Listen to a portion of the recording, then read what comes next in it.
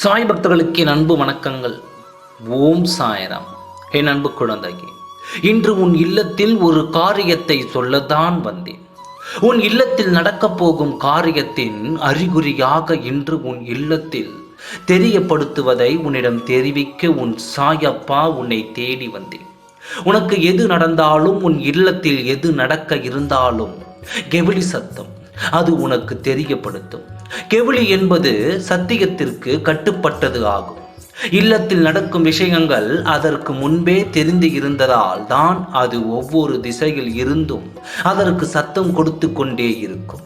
பொதுவாக தெற்கு திசையில் கெவிலி ஒலித்தால் அந்த இல்லத்தில் சண்டைகளும் பிரச்சனைகளும் வரும் என்பதைப் போல ஒவ்வொரு திசைக்கும் ஒவ்வொரு அர்த்தம் இருக்கிறது. இன்று உன் இல்லத்தில் எந்த திசையில் வந்து கெவிலி சத்தம் ஒலிக்கப் போகிறது என்பதை கூறத்தான் வந்தேன்.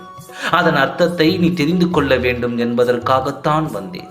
வாழ்நாள் முழுவதும் காலை எழுந்திருக்கும் பொழுது இன்று என்னென்ன பிரச்சனை வரப்போகிறது வாழ்வில் என்று பயத்தோடே எழுந்து இருக்கும் உனக்கு இன்றைக்கு ஒரு காரியத்தை சொல்ல உன் சாயப்பா உன்னை தேடி வந்தேன்.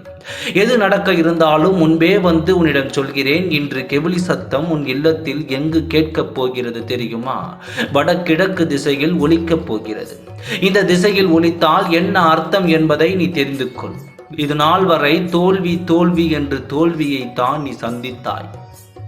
வரவு இல்லாமல் செலவுக்கு மட்டும் ஆகிறதே என்று வருத்தப்பட்டாய். கடன் தொல்லைகள் அதிகமாகிக் கொண்டே செல்கிறது. வாழ்க்கையில் என்ன சந்தோஷங்கள் இருக்கிறது, இந்த வாழ்வே வாழ பிடிக்கவில்லை என்று வாழ்க்கையை விரக்தியோடு வேண்டாம் என்று சொன்னாய். அந்த நிலை மாறும் நேரம்தான் வடக்கு திசையில் கெவிலி சத்தம் இன்று ஒலிக்கும்.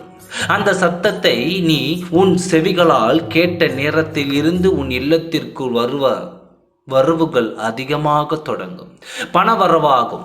நீ நினைத்த காரியமாகவும் நீ நினைத்த வாழ்க்கையாகவும் அனைத்தும் வரவாகவே இருக்கும். செலவுகளும் விரயங்களும் எதுவும் இருக்காது. கெவிலி சத்தத்தை சாதாரணமாக எடுத்துக்கொள்ளாதே. உனக்கு நடக்கப் போவதை முன்பே சொல்வது இந்த கெவிலி சத்தம்தான். என்னை நம்பும் உனக்கு இந்த வாக்கை கொடுக்க வந்தேன். என் குழந்தையின் வாழ்க்கை மாறுவதை சொல்ல வந்தேன். இதை கேட்டு உன் மனதில் இருக்கும் கவலையை போக்கி தைரியமாக இரு. இனி நடக்கப் போவது எல்லாம் நல்லதாகத்தான் நடக்கும். ஓம் சாய்ராம். நன்றி, வணக்கம்.